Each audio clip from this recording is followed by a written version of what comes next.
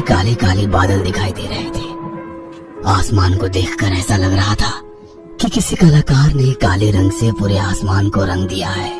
आर्यन और सुनिधि एक दूसरे के हाथों में हाथ डाले सड़क किनारे बातें करते हुए चले जा रहे थे। कुछ और लोग भी उसी रास्ते से गुजर रहे थे, कुछ पैदल तो कुछ गाड़ियों में। लेकिन सभी में एक बात कॉमन थी, उन सभी लोगों को घर पहुंचने की जल्दी थी, क्योंकि कभी भी बारिश हो सकती थी। कभी कोई कार, कभी बाइक, तो कभी कोई बड़ी सी गाड़ी पूरी स्पीड में सड़क से गुजरती। लेकिन उन सबसे उलट सुनिधि की बातों में खोए आर्यन को घर पहुंचने की कोई जल्दी नहीं थी। कुछ दिनों पहले ही सुनिधि और आर्यन ने लव मैरिज की है। पहले तो दोनों के घर वालों को दोनों के रिश्ते से ऐतराज था, लेकिन फिर उनका प्यार देखकर वे मान गए। आर्यन को भले ही घर पहुंचने की कोई जल्दी नहीं थी, लेकिन सुनिधि आसमान की ओर बार बार घूरे जा रही थी। आर्यन, देख रहे हो कितने घने बादल हैं? बरसना शुरू होंगे तो हम कहाँ छिपेंगे? उसके ऐसा कहते हैं रिमझिम कर बारिश शुरू हो गई। ऐसा लग रहा था कि बारिश भी इस प्रेम से भरे जोड़े को भिगोना चाहती है। ये लो, तुमने कहा और बारिश होनी शुरू हो गई। पल में ही छोटी छोटी बूंदें बड़ी बूंदों में बदल जाती है और तेज तेज बारिश शुरू हो जाती है। सुनिधि बारिश से छिपने के लिए इधर उधर जगह देखने लगती है, लेकिन आर्यन छिपने के मूड में बिल्कुल नहीं था। वो तो बाहें पसारे बारिश में खड़ा था। ये क्या कर रहे हो आर्यन? प्लीज कहीं शेड के नीचे चलो ना, नहीं तो सारे कपड़े गीले हो जाएंगे। देखो तो मैंने चुन्नी बना ले रखी है आज। क्यों छिपे हम कहीं? चलो ना देखते हैं दोनों साथ। क्या आर्यन, तुम पागल तो नहीं हो गए? क्यों? मैं क्यों हो गया पागल? जब तुम छोटी थी तो क्या भीगती नहीं थी बारिश में? भीगती तो थी, लेकिन अब मैं बच्ची नहीं हूँ। अगर मैं तुम्हारे साथ इस तरह भीगूंगी तो लोग क्या कहेंगे? देखो जान, हम सबको इस पिंजरे ने कैद कर रखा है कि लोग क्या कहेंगे। हम सब अपने कई अरमान इस पत्थर के नीचे दबा देते हैं। जिंदगी कैद का नाम नहीं है, खुद के लिए जीना सीखो जान। और सच कहो तो तुम्हारा मन नहीं कर रहा है देर तक भीगने का? जहाँ पानी जमा हो गया है वहाँ उस गड्ढे में उछलने का? अरे जैसे बचपन में उछलते थे, ये देखो ऐसे। आर्यन उसे उछल कर दिखाता है। सुनिधि उसे देखकर मुस्कुराने लगती है। हाँ आर्यन, हाँ मुझे भीगना है देर तक तुम्हारे साथ। मुझे बच्चा बनना है फिर से, मुझे परवाह नहीं किसी की। सुनिधि सड़क किनारे जमा पानी के गड्ढे में कूदने लगती है। क्या कहूँ मैं, कितना मजा आ रहा है भीगकर। I am feeling out of the world. क्या मैं तुम्हें किस कर लूं? किस? अरे इतने लोग देख रहे हैं हमें, क्या कहेंगे वो? कहने दो उन्हें, मुझे किसी की परवाह नहीं। बारिश में भीगते दोनों सड़क पर चले जा रहे थे। लगातार बारिश होने के कारण सड़क पर कई जगह पानी भर गया था, लेकिन बारिश भी लगता था कि जिद पर अड़ गई है। वह बरसती ही जा रही थी, बरसती ही जा रही थी। वे दोनों अंदाजे से सड़क पर चले जा रहे थे, लेकिन तभी सुनिधि जोर से चीख पड़ी। आर्यन जब तक समझ पाता कि क्या हुआ है, सुनिधि का हाथ उससे छूट गया और वो सड़क के किनारे उस गहरे मेन होल में गिर गई, जिसे शायद मरम्मत के कारण खोला गया था या उस पर ढक्कन था ही नहीं। सुनिधि! सुनिधि! पल में ही वहाँ पर लोगों की भीड़ लग गई। आर्यन उस मेन होल में खुद भी उतरने वाला था, तभी आसपास से गुजर रहे लोगों ने उसे रोका। छोड़ो, छोड़ो मुझे, मेरी सुनिधि, मेरी पत्नी गिर गई है इस मेन होल में, छोड़ो। जीवन कितना अनिश्चित है ना। कुछ पल पहले प्यार में डूबे आर्यन और सुनिधि का जीवन एकदम से बदल जाएगा, किसे पता था। बारिश थमी और आर्यन का जीवन भी, लेकिन आंसू, उसके आंसू नहीं थमे। मेन होल में जिंदा प्रवेश की हुई सुनिधि जब बाहर आई तो वह लाश बन चुकी थी। म्यूनिसिपैलिटी के लोगों को उसकी लाश को मेन होल से बाहर निकालने में काफी समय लग गया था। मौत बहुत ही गंभीर होती है, लेकिन सुनिधि के चेहरे पर गंभीरता नहीं थी, शांति थी। लेकिन आर्यन अशांत हो गया था। सुनिधि, सुनिधि उठ जाना, उठ जाना। अरे वो उठना। आर्यन कैसे रहेगा तेरे बिना, कैसे जिएगा, कौन संभालेगा मुझे? भगवान, भगवान, ये क्या कर दिया आपने, ये क्या कर दिया? सुनिधि, आंखें खोलो, आंखें खोलो, मुझे किस करो मेरे माथे के बीच में, जैसे तुम क्या करती हो, और मैं सब कुछ भूल जाता हूँ, सारे गम, सारी तकलीफ। प्लीज करो ना किस, प्लीज करो ना। मृत इंसान ना तो आंसुओं को देख सकता है और ना ही उस दर्द को महसूस कर सकता है जो उनके अपनों को होता है। मृत इंसान तो अपना नाम तक खो देता है, पल में ही लोग उसे बॉडी कहकर बुलाने लगते हैं। आप अपनी वाइफ की बॉडी अब ले जा सकते हैं। अस्पताल में पोस्टमार्टम के बाद सुनिधि की बॉडी सफेद कपड़ों में लिपटी उसके ससुराल पहुंची। आर्यन के माता और पिता दोनों का रो रो कर बुरा हाल था। उन्हें समझ नहीं आ रहा था कि वे अपने इकलौते बेटे आर्यन को कैसे समझाएंगे। कितना खुश रहता था वो सुनिधि के साथ। आर्यन की आंखों से आंसू लगातार बह जा रहे थे। वो ये सोचकर और भी ज्यादा परेशान हो रहा था कि सुनिधि का शरीर कुछ पलों में खाक हो जाएगा। हंसती बोलती उसकी सुनिधि अब कभी उससे बातें नहीं कर पाएगी, उसके गालों को छू नहीं पाएगी, उसे सीने से नहीं लगा पाएगी। अपने ख्यालों में खोया आर्यन उसकी बॉडी के पास बैठा हुआ था। पास ही अगरबत्ती जल रही थी और उसका धुआं कमरे में फैलता जा रहा था। तभी उसके पापा ने उसे बुलाया। पापा के साथ पंडित जी भी थे और उनके हाथों में एक पत्री थी। आर्यन, सुनिधि की मौत पंचक में हुई है, इसलिए हमें पंचक के अनुसार उसका अंतिम संस्कार करना होगा। पंचक? पंचक यानी 5 ग्रह नक्षत्रों की एक ऐसी दशा जो बहुत ही अशुभ होती है। यदि पंचक में किसी की मृत्यु हो जाए तो उसके साथ ही उसके कुल, उसके खानदान के 5 और लोगों की मौत हो जाती है।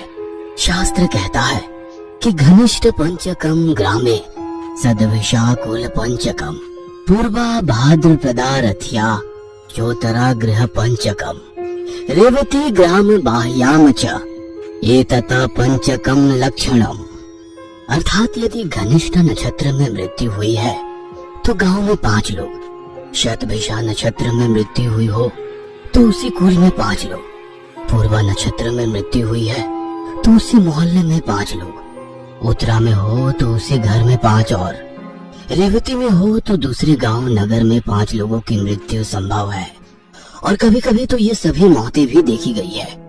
आर्यन बेटा, इसलिए हमें पंचक के नियमों के अनुसार ही तुम्हारी पत्नी का अंतिम संस्कार करना होगा, तभी इस अनहोनी से बचा जा सकेगा।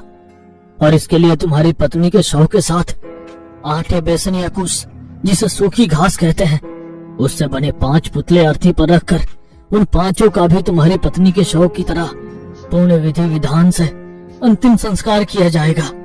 पंडित जी की वह बातें आर्यन को अजीब सी लग रही थी। उसे पंडित जी पर गुस्सा भी आ रहा था, लेकिन वो उन पर अपना गुस्सा निकाल तो नहीं सकता था। पापा प्लीज प्लीज मेरी सुनिधि की मौत का मजाक मत बनाइए। मैं इन सब चीजों को नहीं मानता। मेरी जिंदगी की सबसे बुरी चीज घटित हो चुकी है। अब क्या होगा? देखिए, मैं जानता हूँ कि आप सब इन बातों को मानते हैं, लेकिन प्लीज मुझे इस अंधविश्वास में मत घसीटिए। इकलौते बेटे आर्यन के जिद के आगे उसके पिता झुक गए। सुनिधि का अंतिम संस्कार पंचक के नियमों के बिना पूरा किया गया। नदी किनारे उसके मृत शरीर को जब आर्यन मुखाग्नि दे रहा था तो सुनिधि की एक ही बात बार बार उसके कानों में गूंज रही थी। मान लो सुनिधि, कल को कहीं ऐसा हो जाए कि तुझे मेरे बिना पूरी जिंदगी जीना पड़े तो तू रह पाएगी? मैं तुमसे बहुत प्यार करती हूँ आर्यन, ऐसा दिन कभी नहीं आएगा, कभी नहीं। उसी रात लगभग 1:30 बजे की बात है। आर्यन की आंखों से नींद कोसों दूर थी। वह सुनिधि की तस्वीर को लगातार घूरे जा रहा था। तभी उसे लगा कि उसकी सुनिधि उसके पास आकर खड़ी हो गई है। वो उसे छूने की कोशिश करता है, लेकिन जैसे ही वो उसे छूने की कोशिश करता है उसका हाथ उसके शरीर से आर पार हो जाता है। घर के बाहर कुत्ते के रोने की आवाज लगातार आ रही थी और वो रोना कुछ ऐसा था जैसे कि कुछ अनिष्ट होने वाला है। आर्यन बार बार सुनिधि को छूने की कोशिश करता है, लेकिन नहीं छू पाने के कारण वो झुंझला जाता है। तभी उसके कानों में एम्बुलेंस की आवाज गूंजने लगती है। वो अपनी खिड़की खोलकर घर के बाहर झांकता है। उसके पड़ोस वाले अग्रवाल अंकल को स्ट्रेचर पर लादकर अस्पताल ले जाया जा रहा था। अगली सुबह आर्यन के पड़ोस से जोर जोर से रोने की आवाज आ रही थी। आज सुबह अग्रवाल जी और उनकी पत्नी दोनों की मौत हो गई। आर्यन ने अपने पापा को ये बात अपनी माँ से कहते हुए सुना। एक पल के लिए उसकी आंखों के आगे अग्रवाल अंकल और आंटी का चेहरा आ गया, क्योंकि बचपन से ही उन्होंने उसे देखा था। उनकी गोद में वो खेला भी था। वे दोनों अपनी भतीजे के साथ रहा करते थे। अग्रवाल अंकल का एक ही बेटा था, नवीन। वह एयरफोर्स में था, लेकिन पिछले साल वो शहीद हो गया था। अग्रवाल अंकल और आंटी कितने अकेले हो गए थे उसके जाने के बाद। हालांकि उन्हें अपने बेटे की शहादत पर गर्व था। धीरे धीरे उन दोनों ने जीवन के इस कड़वे सच को स्वीकार कर लिया था और सामान्य जीवन जीने की कोशिश कर रहे थे। आर्यन की शादी में अंकल और आंटी भी जमकर नाचे थे। उन्होंने अपने बेटे की शादी तो नहीं देखी, लेकिन आर्यन तो नवीन की तरह ही तो था उनके लिए। अच्छे भले तो थे वे लोग, अचानक क्या हो गया उन्हें, वो भी एक साथ? हार्ट अटैक बता रहे हैं डॉक्टर, लेकिन मैं जानता हूँ कि यह मौत क्यों हुई है। दूजे मन से आर्यन के पापा ने ये बात आर्यन से कही, फिर ऊपर के कमरे में चले गए। आर्यन को पापा की यह बात समझ नहीं आई, लेकिन उसके कानों में पंडित जी की बात गूंजने लगी। तुम्हारी पत्नी की मौत अचानक हुई है। अगर पंचक के नियमों के अनुसार उसका अंतिम संस्कार किया गया तो 5 और होंगे, घर घर में, पड़ोस में, रिश्तेदारी में। पंडित जी की आवाज के साथ मोबाइल की घंटी की आवाज भी गूंज रही थी आर्यन के कानों में। पापा का मोबाइल लगातार बजे जा रहा था। पापा, पापा कहाँ हो आप? आपका फोन बज रहा है पापा। आर्यन घबराया हुआ सीढ़ियों से ऊपर जाता है तो उसे लगता है कि कोई उसके आगे आगे चल रहा है। उसे वो दिखाई तो नहीं देता, लेकिन उसे ये एहसास हो रहा था कि कोई उसके साथ ऊपर चढ़ रहा है। कौन कौन है? कौन है? तभी सुनिधि की तस्वीर जो दीवार पर टंगी थी वो नीचे गिर जाती है। उसे देख आर्यन की आंखों के आगे फिर से वही दृश्य घूम जाता है जब सुनिधि उस दिन मनहूस बारिश में मेन हॉल में गिर गई थी। वह एक बार फिर जोरों से चीखते हुए उसका नाम पुकारता है, सुनिधि! आर्यन भागकर सीढ़ियों से नीचे उतरता है, लेकिन तभी उसका पैर उसके पैरों में ही फंस जाता है। वह सीढ़ियों पर लुढ़कता हुआ नीचे गिरने लगता है। उसके सिर पर भयंकर चोट लगी होती है। उसके खून से उसके कपड़े के साथ पूरा फर्श भी भीग जाता है। स्ट्रेचर पर अर्ध बेहोशी की हालत में आर्यन पड़ा हुआ है। उसकी माँ और पापा बदहवास से स्ट्रेचर को पकड़े हुए भागे जा रहे हैं। सब कुछ धुंधला सा लग रहा है। पंडित जी की बातें अभी भी उसके कानों में गूंज रही है। तुम्हारी पत्नी की मौत अचानक हुई है। अगर पंचक के नियमों के अनुसार उसका अंतिम संस्कार किया गया तो 5 और होंगे, घर घर में, पड़ोस में, रिश्तेदारी में। बेटे को मुखाग्नि देते हुए आर्यन के पापा सोच रहे थे, कितना कहा मैंने उसे, लेकिन उसने मेरी बात नहीं मानी। तभी उनके फोन की घंटी बजती है। जेब से वो फोन निकाल कर देखते हैं। चश्मा उन्होंने लाया नहीं था, इसलिए पता नहीं चल रहा था कि फोन किसका है। उन्होंने फोन उठाया। हेलो। आर्यन की माँ नहीं थी। इकलौते बेटे का गम उनसे बर्दाश्त नहीं हुआ। फोन पर यह बात सुनकर 70 साल के बूढ़े आर्यन के पिता पर यह खबर बिजली की तरह गिरी। अभी पुत्र का अंतिम संस्कार हुआ नहीं था कि पत्नी की चिता तैयार हो गई। दोनों का अंतिम संस्कार कर पास के नदी में स्नान कर रहे आर्यन के पिता का न जाने कैसे पैर फिसल गया और वो नदी की तेज धार की चपेट में आ गए। गोताखोरों ने बहुत मुश्किल से 3 दिन बाद उनकी लाश बरामद की। एक बार पंचक ने अपनी गिनती फिर से पूरी कर ली थी। 5 लोग मर चुके थे।